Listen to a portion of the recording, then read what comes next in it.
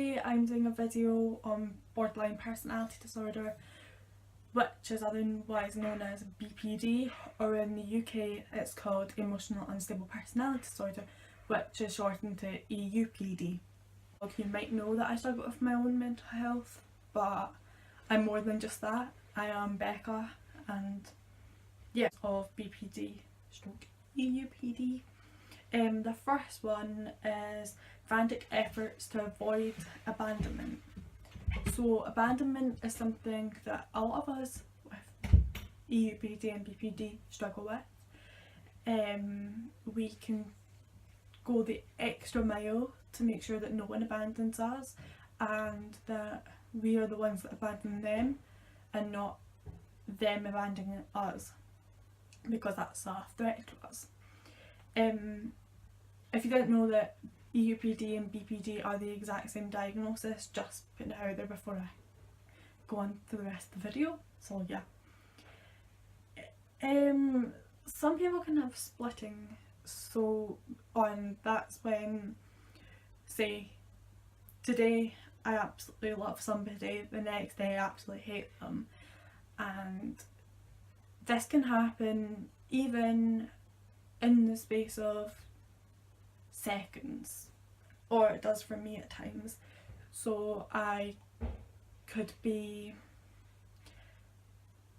trying to push someone away because I want to do something, but they're telling me I'm not allowed to, and part of me knows why I'm not allowed to do it, but I'll keep pushing them to let me do it.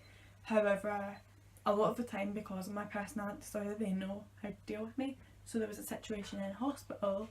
If you didn't know, I've been in a psychiatric hospital, and I might do a video about that at some other point. And I was wanting to leave, and I kept saying, no, I'm going to run, blah blah blah. And the nurse was like, no, you're not. You're on a constant, well, I was actually on a special when someone needs to be in the same room as you at arm's length, and you're not going to get away. And I absolutely hated her for it, but at the same time I loved her for it. But I don't mean love, like I just like I just wanted to know someone was out there and caring for me, really. But yeah, that's a whole other tangent I could go on for forever.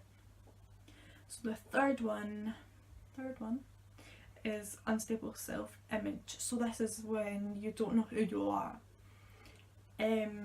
At times I can feel this way. I feel lost in myself and don't know who I am, and other times I know I am Becca and I love makeup, I love fashion, I blog, etc. I'm a dog owner as well. So yeah, but other times I feel lost and don't know who I am. So the fourth is impulsive behaviours. So this can be in several different ways. It can be spending sprees, it can be alcohol abuse, it can be drug abuse, it could be self-harm such as cutting, burning, taking overdoses, etc. So just harmful ways to and you don't always think about the consequences. The fifth thing is suicidal behaviour and self-harm. So a lot of us that have BPD and EUPD feel chronically suicidal. Although there's periods where we don't, and there's periods that we do, and these thoughts and feelings just don't go away no matter how hard we try to push them away. It can happen for no reason, or it could be that someone says a tiny comment like, I don't even know, your hair's not nice or whatever, and they've just mean it like a silly thing, and you've been replaying it in your head, which goes on to other things, and you become suicidal or very very low very very quickly. It can be like a wave coming over you in the matter of seconds, and it is bloody exhausting, trust me. you can feel chronic emptiness. So this is just when you feel absolutely nothing, you feel empty as a person, and yeah, I don't really know how to describe it because it's not something I feel that much of, but I have had certain times where I just do feel empty and I feel nothing. I feel like a walking robot, honestly. That's the only way I could describe it. And the eighth thing is uncontrollable anger, and this is something recently I've started struggling with. It's not something that I've always struggled with, in fact, because I haven't struggled with it up until maybe a month ago, and anger just comes across me like that, and it doesn't go away, and I scream, shout, and just become a horrible monster that I'm not as a person, and it's just unbearable, and others in the family feel it too. And yeah, so the ninth thing is dissociation. Now, this is not something that I've personally experienced, or I don't think I have, and this is where you don't feel real and you can harm yourself because you just want to feel alive. And yeah, I don't really know how to explain it because personally I've not struggled with it. Although I might have subconsciously, I just haven't known about it, if that makes sense. Did you know that 1 out of 5, so 1 out of 5 people admitted to psychiatric hospital have BPD, stroke EUPD. 1 out of 10 people seeking outpatient mental health treatment have BPD as well. That's quite a lot. And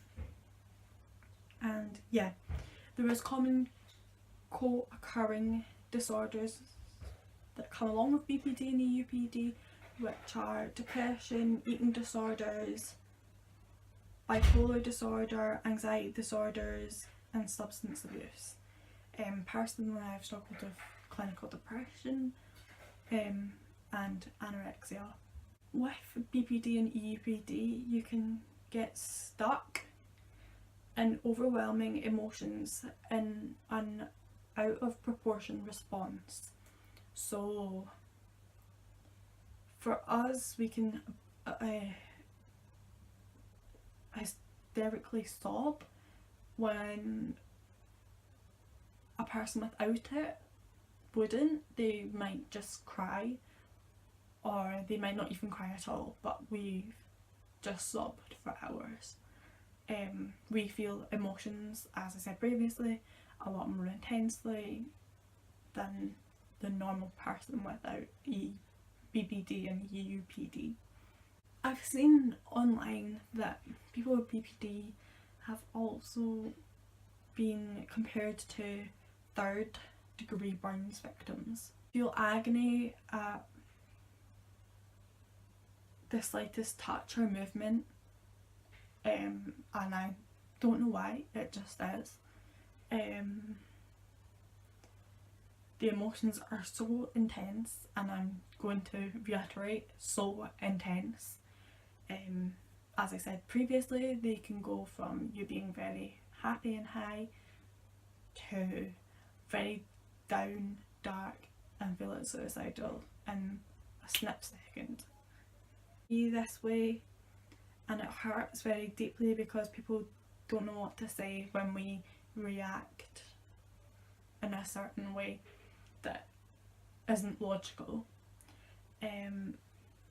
It's very hard for people without EUPD and BPD to understand the conditions, and that's why I wanted to raise awareness and talk a bit more to you all about it, especially since I suffer from it myself.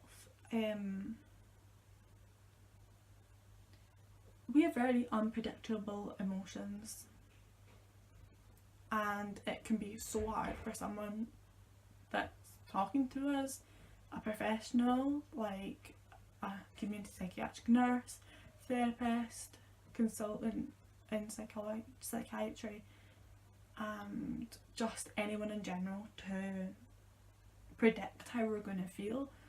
And we can be set off by one tiny comment, which is hard for us as people to learn to cope with, but also for them to cope with, and for them to realise that they do sometimes have to be that extra little bit careful about what they say to us, because we can flip in seconds.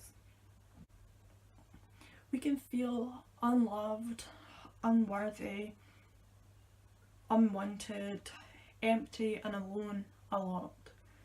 It is feelings that we have chronically, and it can be hard to live with, truly. BPD is actually, and EUPD can actually be traced to childhood trauma.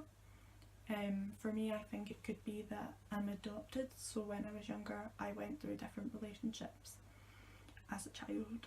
So my birth mum to my foster carers to my now parents, and at anyone's age that's hard, but as a baby when you need things it's even harder because you don't know who to trust. And trust is something I also struggle with, trusting people. So yeah, I hope you guys have liked the facts from this video, and be sure to stick around for any other mental health videos that I do in the future, and I hope this has been informative for you. And yeah, be sure to like, comment and subscribe to my channel, and I will see you in the next video. Bye!